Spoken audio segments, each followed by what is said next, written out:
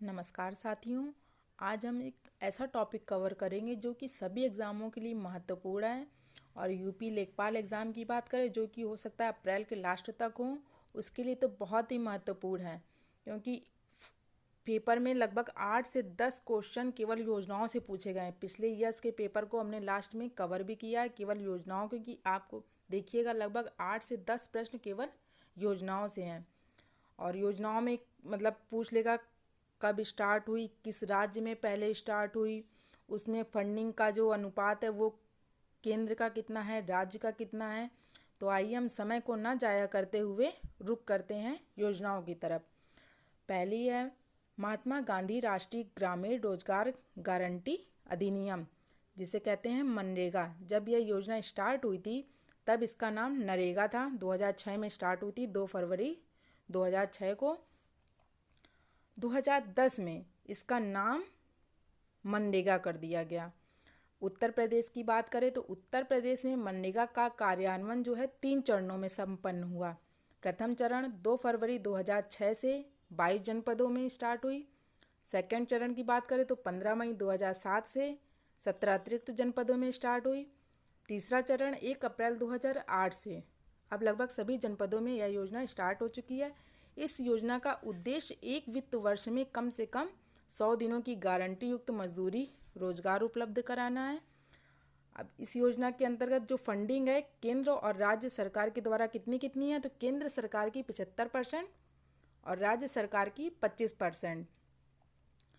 Next है राष्ट्रीय ग्रामीण आजीविका मिशन योजना। ग्रामीण क्षेत्रों में निर्धनता निवारण के लिए इस मिशन की शुरुआत 3 जून 2001 को राजस्थान के बांसवाड़ा जिले से की गई थी। एग्जाम में पूछ सकता है कि राष्ट्रीय ग्रामीण आजीविका मिशन की शुरुआत सर्वप्रथम कहाँ से हुई थी, किस राज्य से, तो राजस्थान के बांसवाड़ा जिले से 3 जून 2001 को स्टार्ट हुई थी। इस योजना का उद्देश्य है कि 2024-25 तक सभी ग्रामीण परिवारों को संगठित करना और सहायता देना जब तक कि वह दैनिक गरीबी स्तर से ऊपर नहीं उठ जाते। यहाँ दैनिक नहीं है, दैनीय है। नेक्स्ट है थर्ड योजना है प्रधानमंत्री ग्राम सड़क योजना। इस योजना का क्रियान्वयन पूर्णतः केंद्र पोषित योजना के रूप में प्रदेश में 25 दिसंबर 2012 से किया गया था। प्रधानमंत्री ग्राम सड़क योजना जब स्टार्ट हुई थी तब इसकी जो फंडिंग है पूरी केंद्र के द्वारा थी, जब यह 25 दिसंबर 2012 से स्टार्ट हुई। इसका उद्देश्य ये था कि 2001 की जनगणना के आधार पर मैदानी क्षेत्रों में 500 अथवा इससे अधिक जनसंख्या व नक्सल प्रभावित क्षेत्रों में 250 तक की आबादी वाले गांवों को पक्की सड़क से जोड़ना। वित्तीय वर्ष 2015-16 में भारत सरकार के द्वारा प्रधानमंत्री सड़क योजना में केंद्र के द्वारा फंडिंग 60% और राज्य के द्वारा 40% कर दी गई। जब यह 25 दिसंबर 2012 को स्टार्ट हुई थी ये योजना, तो पूरी फंडिंग केंद्र के द्वारा की जाती थी, लेकिन वित्त वर्ष 2015-16 में जो फंडिंग का अनुपात है वो डिवाइड कर दिया गया। केंद्र के द्वारा 60% और राज्य के द्वारा 40% कर दिया गया। नेक्स्ट योजना है 4th नंबर स्वजल धारा कार्यक्रम। आप नाम से ही योजना को मतलब नहीं कुछ पता होगा तो नाम में ही आप देखेंगे स्वजल धारा, जल से संबंधित योजना है। बस आपको याद क्या करना है, कब स्टार्ट हुई, फंडिंग का अनुपात कितना है, सर्वप्रथम किस राज्य से स्टार्ट हुई। तो आइए देखते हैं। इसकी शुरुआत केंद्र सरकार ने दिसंबर 2002 से की थी। ग्राम पंचायतों के माध्यम से लागू की गई थी इस योजना को। इस योजना के तहत गांव वासियों को कुएं, बावड़ी बनाने, हैंडपंप लगाने की सुविधा प्रदान की गई और इस योजना में जो भी लागत आती थी उसका 10% जो है वह गांव वालों को वहन करना होता था। नेक्स्ट है 5वीं नंबर जवाहर ग्राम समृद्धि योजना। यह योजना पूर्व में चल रही जवाहर रोजगार योजना को पुनर्गठित, सुव्यवस्थित और व्यापक रूप है। यह योजना कब स्टार्ट हुई, तो 1 अप्रैल 1999 को जवाहर ग्राम समृद्धि योजना 1 अप्रैल 1999 को प्रारंभ की गई और सितंबर 2001 से इसे संपूर्ण ग्रामीण रोजगार योजना में मिला दिया गया। इस योजना का प्राथमिक उद्देश्य था कि ग्रामीण क्षेत्रों में बेरोजगार एवं अल्प बेरोजगार व्यक्तियों के लिए रोजगार के अवसरों का सृजन करना था। नेक्स्ट है प्रधानमंत्री कौशल योजना। इस योजना की शुरुआत 21 मार्च 2015 को की गई थी। इस योजना के तहत 1.4 मिलियन युवाओं को कौशल विकास हेतु प्रशिक्षण करना था।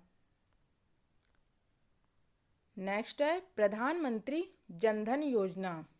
प्रधानमंत्री जनधन योजना का शुभारंभ 28 अगस्त 2014 को हुआ था। इस योजना का उद्देश्य था कि बैंकिंग सेवाओं की पहुंच से जो लोग दूर हैं, लगभग 7.5 करोड़ परिवारों को बैंक खातों की सुविधा उपलब्ध करवाना था।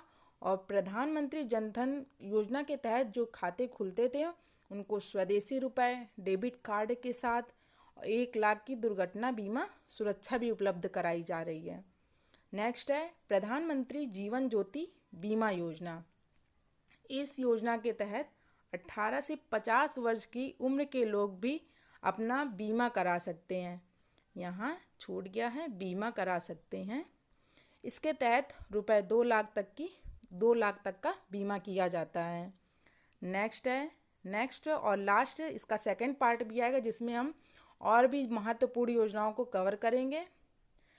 नेक्स्ट है मरुभूमि विकास कार्यक्रम। इस कार्यक्रम की शुरुआत 1977 से 78 में हुई। फंडिंग की बात करें तो 100% केंद्रीय सहायता के आधार पर प्रारंभ की गई थी। मरुभूमि विकास कार्यक्रम का उद्देश्य है कि मरुभूमि को बढ़ने से रोकना, मरुभूमि में सूखे के प्रभाव को समाप्त करना और इससे प्रभावित क्षेत्रों में पारिस्थितिकी संतुलन बहाल करना, इन क्षेत्रों में भूमि की उत्पादकता तथा जल संसाधनों को बढ़ाना। मेन है कब स्टार्ट हुई 1977 से 78। इसके नाम में ही मरुभूमि मतलब जो रेगिस्तान वाली भूमियाँ हैं उनको मरु होने से बचाना, पेड़ पौधे लगाना, जल संसाधन को बढ़ाना। अब आइए हम जो पिछले वर्ष एग्ज़ाम में पेपर में जो योजनाएं पूछी गई हैं उनको देखते हैं।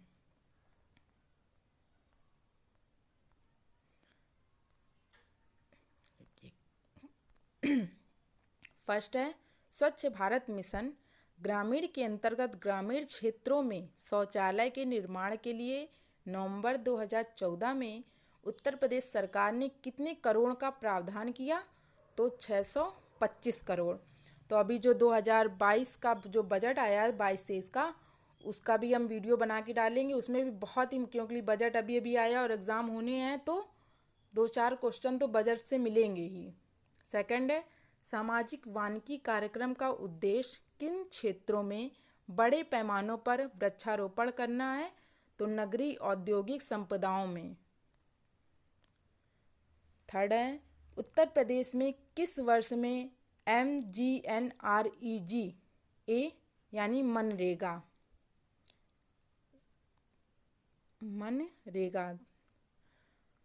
प्रारंभ किया गया? तो 2 फरवरी 2006 से। फोर्थ है 9वीं पंचवर्षीय योजना जो 1997 से 2002 तक थी में ग्रामीण क्षेत्रों में BPL के लिए निश्चित की गई वार्षिक पारिवारिक आय का स्तर क्या था? 20,000 रुपये। फिफ्थ नंबर है अंबेडकर विशेष रोजगार योजना के अंतर्गत सामान्य श्रेणी लाभार्थियों के लिए उपलब्ध इकाई लागत प्रतिशतता एवं अधिकतम आर्थिक सहायता की जो धनराशि थी वह कितनी थी? तो 7500 रुपये यानी 25%।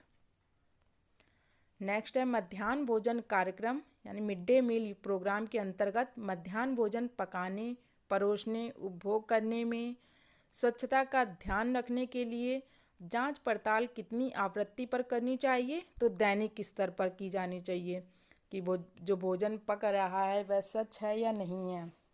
इससे संबंधित एक और क्वेश्चन था कि मिड डे मील प्रोग्राम के अंतर्गत जिन विद्यालयों में ये प्रोग्राम चलाया जाता है, भोजन बच्चों को दिया जाता है, तो उन बच्चों का जो वजन है, वेट, उसका मापन कब किया जाना चाहिए, प्रतिदिन किया जाना चाहिए या 6 महीने।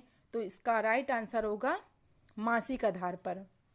7th है SGSY का पूर्ण रूप क्या है? तो स्वर्ण जयंती ग्राम स्वरोजगार योजना। ये पिछले वर्ष फर्स्ट शिफ्ट के पेपर में लगभग 7 क्वेश्चन योजनाओं से पूछे गए थे। Thanks for watching the video.